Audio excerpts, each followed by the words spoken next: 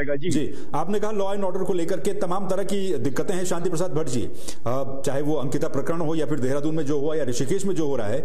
जो मनोज ने बात कही कि जो ये वन भूमि वाला मामला है, क्या कम्युनिकेशन सही तरीके से यहां पर नहीं किया गया, इंप्लीमेंट सही तरीके से नहीं किया गया, या फिर पूरा मामला ही उल्टा है?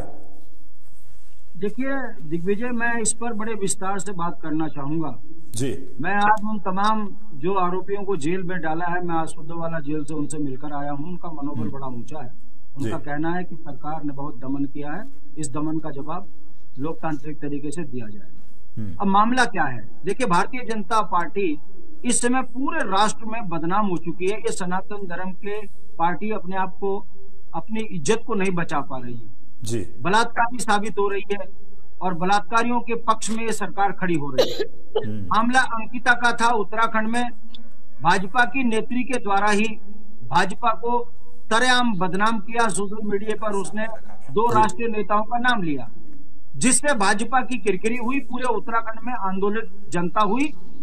भाजपा इससे बैकफुट पर आई और भारतीय जनता पार्टी मोमेंट को बदलने के लिए इन्होंने जो है ऋषिकेश में वन भूमि पर जो है सुप्रीम कोर्ट का डंडा की बात कहकर बिना नोटिस के ग्रामीणों में जो भय पैदा किया, उसकी परिणति ये हुई कि जनता सड़कों पे आई। जबकि लोकतांत्रिक तरीके से यदि वहां जमीन खाली करवानी थी तो पहले भाजपा को ये बताना चाहिए था कि इन 70 सालों में कब्जा किसने कराया। दूसरा, बिना नोटिस के आप किसी को ऐसे बेदखल नहीं कर सकते। सुप्रीम कोर्ट ने वहां पर दखल अंदाजी करने के लिए नहीं किया। मगर ये ऐसा किया क्यों? इसके पीछे मूल में अगर मैं आपको बताऊं तो भारतीय जनता पार्टी अंकिता हत्याकांड से तो बदनाम हुई थी।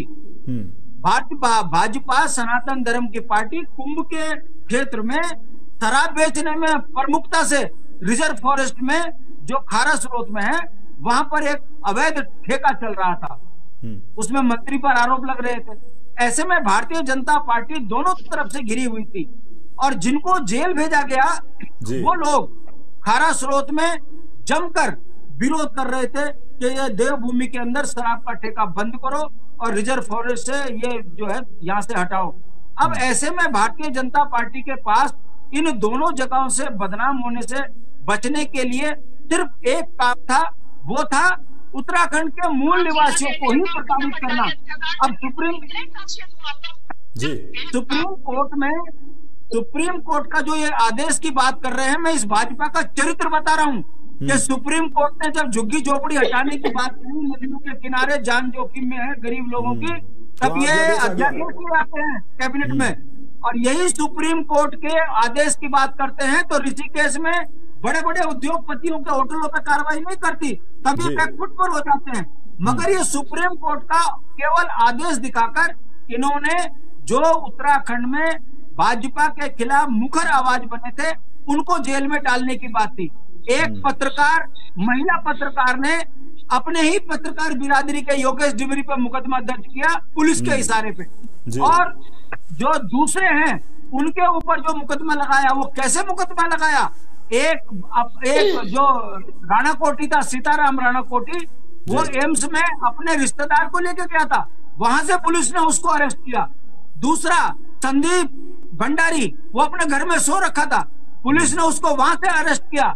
तीसरा सुदेश भट्ट वनंतरा में था और वो पुलिस के कार्यालय में, थाने में शिकायत करने गया, उसको अरेस्ट कर लिया। और चौथा वो पत्रकार जो उन तमाम चीजों को दिखा रहा था कि कैसे बर्बरता उत्तराखंड की पुलिस कर रही है। अब आ जाइए, सवाल खड़ा होता है, उत्तराखंड की शांत जनता कभी भी अलगाववादी नहीं होती, कभी पत्थर नहीं चलाती। हमारा सवाल है, जो फुटेज पत्थर पुलिस चलाते हुए दिखा, पत्थर जो पुलिस ने चलाए, तो शुरुआत किसने करी? ये जांच का विषय है। आपने जिस पत्रकार ने इस घटना को कवर किया, आपने उसको पुलिस वालों ने मारा और उसको भी जेल में डाल दिया। कहने का मतलब है, केवल शराब माफिया सरकार, अंकिता भंडारी की हत्या करने वाली ये सरकार, दोनों चीजों से ध्यान भटकाने के लिए उत्तराखंड की भोली जनता के ऊपर बुलडोजर चलाकर, आपका कहना भी यही है, आपका कहना भी यही है कि ये जो कुछ हुआ, ठीक है सर, बढ़ जाऊंगा आपके पास जी, ठीक है आपके पास आऊंगा। आपने बताया जो जो लोग जेल गए वो क्यों जेल गए हैं, लेकिन हेमा भंडारी जी, कोर्ट का आदेश भी बताया जा रहा है, उस आदेश का अनुपालन कैसे हो इस पर भी सवाल उठ रहे हैं, और अब सवाल ये भी उठ रहे हैं कि भाई क्या ये कहीं भटकाने के लिए तो नहीं था सब कुछ। देखिए दिग्विजय जी, आवाज आ रही है मेरी? जी जी जी बोलिए।